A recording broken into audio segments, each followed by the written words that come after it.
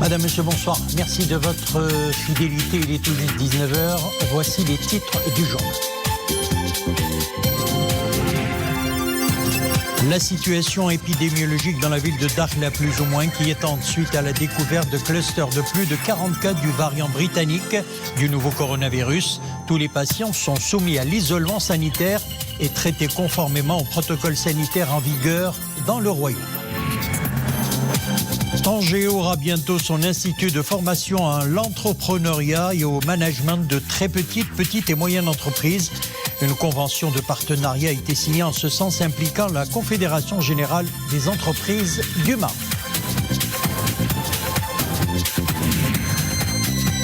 Et puis football, Cannes de Burundi, c'est ce soir à 20h. Les Lions de l'Atlas évolueront au complexe sportif Moulay Abdallah de Rabat. Un match pour le compte de la 6e et dernière journée du groupe E des éliminatoires de la Coupe d'Afrique des Nations. La Cannes 2022, le Maroc est déjà qualifié avec 11 points au compteur.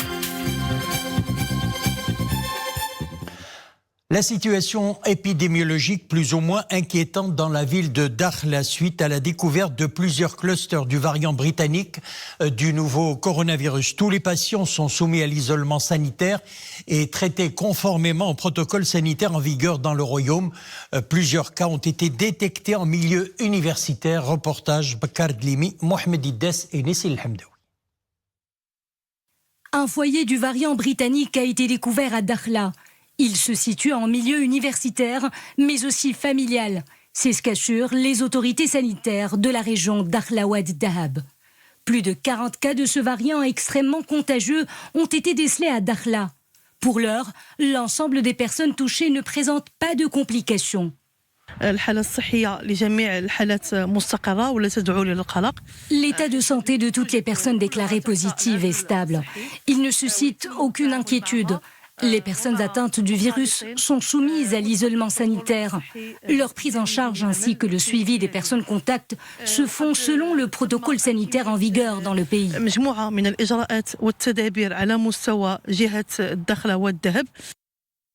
Pour maîtriser la situation épidémiologique au niveau de la région, une batterie de mesures a été prise.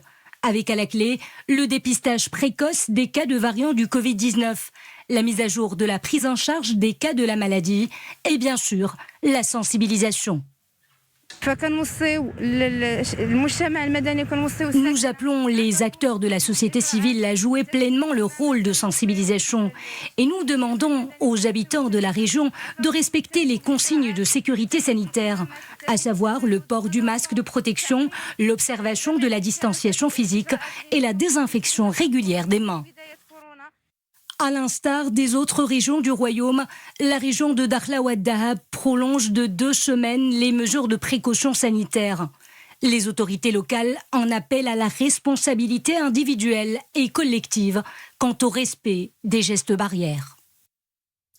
La situation épidémiologique au Maroc demeure en nette amélioration de façon globale, contrairement à la recrudescence des nouveaux cas dans les pays du nord de la Méditerranée. Cependant, nous devons rester très prudents. Le gouvernement a d'ailleurs décidé de prolonger de 2 semaines à compter de ce soir 21h les mesures de précaution adoptées pour lutter contre le nouveau coronavirus.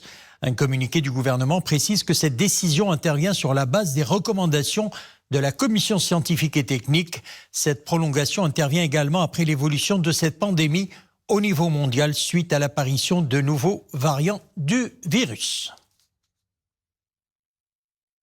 Autre mesure préventive prise par le Royaume du Maroc contre la propagation de la pandémie du nouveau coronavirus.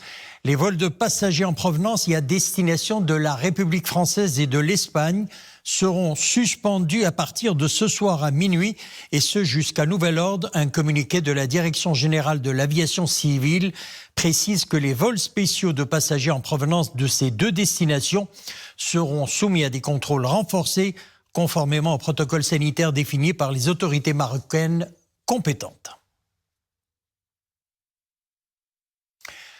Côté vaccination, la grande majorité de la population cible, personnes vulnérables et frontliners, ont déjà reçu leur vaccin 4 315 802 bénéficiaires de la première dose et 3 566 498 bénéficiaires des 2 doses.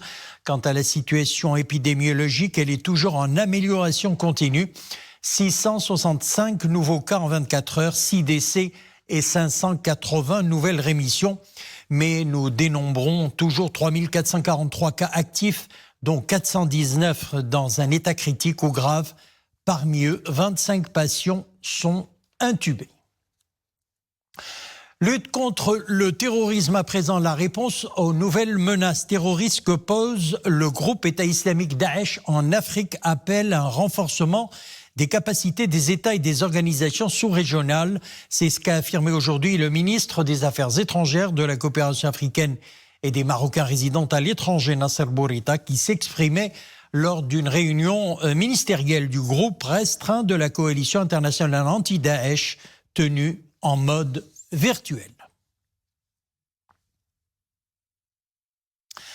Après Marrakech, un nouvel institut de formation à l'entrepreneuriat et au management des petites, moyennes entreprises verra le jour à Tanger. Une convention de partenariat en ce sens a été signée aujourd'hui entre le ministère de l'Éducation nationale, de la formation professionnelle, de l'enseignement supérieur et de la recherche scientifique, département de la formation professionnelle et la Confédération générale des entreprises du Maroc. Anissa Boumedi, Mohamed Eitleshkar pour les développements.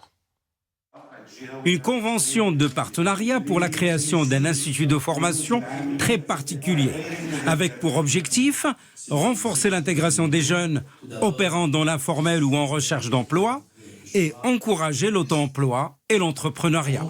Le patronat est fortement impliqué. Aujourd'hui, beaucoup de jeunes souhaitent entreprendre mais ne savent pas comment. Donc la CGM va mettre en place un guichet unique de mentoring au profit des porteurs de projets et aussi les entourer avec des gens d'expérience, que ce soit dans le marketing, dans le finance ou dans l'entrepreneuriat. Ce type d'institut créé au niveau des régions vise à consolider le rôle des régions justement comme locomotive de développement. Le troisième institut qui vient d'être créé dans la région de Tangier-Turan-le-Hoceima. Le premier institut qui a été créé au niveau de Casablanca et le deuxième, il a été créé au niveau de la région de Marrakech-Safi. On doit développer le secteur informel, les jeunes dans le secteur informel, pour qu'ils puissent avoir des formations qualifiantes de courte durée, pour qu'ils puissent créer des entreprises et créer leur propre entreprise. Le nouvel institut constituera un espace où vont être élaborées les visions sectorielles, mais aussi territoriales, avec pour ambition de contribuer à la production des compétences pour le monde du travail.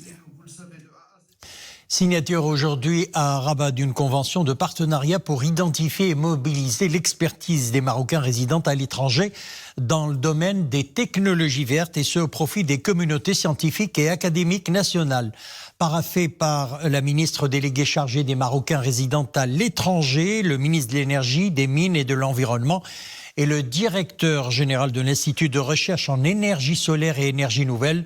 Le nouveau cadre permettra de consolider les contributions de ces experts dans les grands chantiers initiés au Maroc. Je vous propose d'écouter le directeur général de l'Institut de recherche en énergie solaire et énergie nouvelle, Badr Iken. Une initiative qui vise la création d'une base de données, d'un réseau d'experts et de chercheurs marocains résidant du monde au niveau de plusieurs pays et qui vont accompagner, soutenir leur homologue ici au niveau national autour de thématiques du futur, tels que l'hydrogène, le stockage électrochimique, les nouvelles technologies renouvelables et bien d'autres sujets dans le domaine de la formation, dans le domaine de la recherche et de l'innovation, ainsi que dans le domaine de l'entrepreneuriat, pour faire justement et capitaliser, pour faire de notre pays un véritable hub et champion au niveau national, et en même temps capitaliser sur nos forces vives, tant au niveau national qu'au niveau international. Direction à présent la région d'Akhla Oued Dahab, un pôle économique de premier plan à l'échelle nationale. Un marché prospecté par des investisseurs qui voient en la région un vrai potentiel d'opportunité. C'est justement pour faire connaître et valoriser ce potentiel qu'une rencontre a désormais lieu chaque dernier week-end du mois, les week-ends de prospection à Dakhla, une première édition qui a rassemblé beaucoup de porteurs de projets en quête d'opportunités d'affaires. Bakar Dlimi, Mohamed Iddes, Imanable. Des ressources halieutiques, un littoral de près de 667 km, du désert, des oasis, des sites archéologiques. Les atouts de la région Dakhla Oued Dahab sont multiples et propices à l'investissement. La prospection de ces opportunités est le trait d'union de ces entrepreneurs et porteurs de projets venus de tout le royaume. Une trentaine au total réunis ici en conclave durant 3 jours à l'occasion de la première édition des week-ends de prospection. On a voulu, à travers les week-ends de prospection, faire la promotion des opportunités d'investissement dans la région Dakhla Oued Dahab. On a invité plusieurs entrepreneurs et porteurs de projets de plusieurs régions marocaines. Et l'objectif, c'est de faire la promotion de la région, travailler sur une consolidation des partenariats et échanges B2B entre investisseurs de la région et des investisseurs en dehors de la région. Des rencontres de networking et des workshops supervisés par les cadres du Centre régional d'investissement pour identifier les opportunités d'investissement dans plusieurs secteurs productifs. Nous sommes aussi à la recherche d'investir dans l'agroalimentaire, notamment dans une centrale laitière. Au niveau de la culture, au niveau de l'industrialisation possible d'un ensemble de produits ici dans la région de Dakhla, on n'en connaît finalement que les huîtres, mais aujourd'hui il y a des poissons, il y a un tas de choses qui peuvent être aujourd'hui poussées dans un autre, on va dire, consommabilité. Des secteurs traditionnels, mais pas seulement. La région promet aussi par son potentiel qui séduit ceux qui souhaitent investir dans les métiers de l'avenir et qui gravitent autour du digital. Personnellement, on est intéressé par le domaine de la digitalisation, du marketing digital, de la communication, mais notamment d'autres opportunités comme le secteur du tourisme, de l'agriculture. La région se présente aujourd'hui comme un hub économique d'une grande importance. Et elle est aux portes de l'Afrique. Sa dynamique de développement contribue à sa notoriété pour les marchés internationaux, une compétitivité garantie et appelée à faire preuve d'innovation. Sport football, Cannes 2021, Maroc-Burundi, c'est dans un peu moins d'une heure, c'est à 20h plus précisément. Les Lions de l'Atlas évolueront au complexe Prince Moulay Abdellah Rabat, un match pour le compte de la 6e et dernière journée du groupe E des éliminateurs de la Coupe d'Afrique des Nations, la Cannes 2022. Après le nul 0-0 face à la Mauritanie, la sélection nationale avait assuré d'ailleurs sa qualification à la prochaine Cannes en consolidant donc sa place de leader avec 11 points devant le Burundi, la Mauritanie et la République centrafricaine. Oumaïma Rabli. Un dernier briefing intense pour les hommes d'Alilovic avant d'entamer les échauffements. Pour la 6e et dernière journée des éliminatoires de la Cannes 2021, les Lions de l'Atlas se doivent d'être plus combatifs, non pas pour décrocher leur ticket de qualification, puisqu'ils sont déjà qualifiés, mais pour convaincre le public marocain.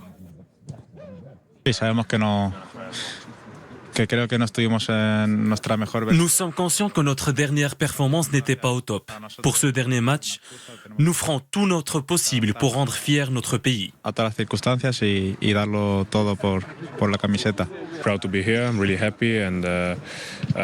Je suis fier de pouvoir jouer pour mon pays. Ce dernier match sera dur, mais nous jouerons pour honorer le drapeau et signer une prestation qui soit à la hauteur. Motivé et talentueux, le 11 national se dit prêt à croiser le fer avec le Burundi. Le sélectionneur national, lui, juge qu'il y a encore du pain sur la planche. Il faut le temps, il faut le travail. Il y a pas mal de choses que ça va pas, il faut améliorer. On a un groupe, je sais pas quand je dis l'équipe, avec beaucoup de talent. Il faut un petit peu de temps pour construire, reconstruire, tout ça. Et ça ne sera pas tout de suite. Qualifié à la Coupe d'Afrique des Nations prévue pour janvier 2022, le Maroc consolide sa place de leader avec 11 points devant le Burundi, la Mauritanie et la République centrafricaine. Ce match sera retransmis en direct donc sur la TNT, donc antenne terrestre et non satellitaire, ce soir donc à partir de 20h. Et de ce fait, votre rendez-vous quotidien avec notre édition principale d'information en langue arabe sera décalé à 22h. Et à l'occasion du mois sacré de Ramadan, le Maroc va repasser à l'heure GMT le dimanche 11 avril à 3h. C'est ce qu'annonce le ministère de l'économie, des finances et de la réforme de l'administration, département de la réforme de l'administration. Après le mois de Ramadan, l'heure légale du royaume sera avancée de 60 minutes, GMT plus 1, le dimanche 16 mai 2021 à 2h. Quant aux horaires de travail dans les administrations, les établissements publics et les collectivités territoriales, ils connaîtront un changement durant le mois sacré de Ramadan par l'adoption de l'horaire continu de 9h à 15h du lundi au vendredi. C'est ce qu'indique un communiqué du ministère de l'économie, des finances et de la réforme de l'administration, département de la réforme de l'administration. Voilà, c'est la fin de notre édition. Merci de l'avoir suivi. Excellente soirée, on se retrouve demain.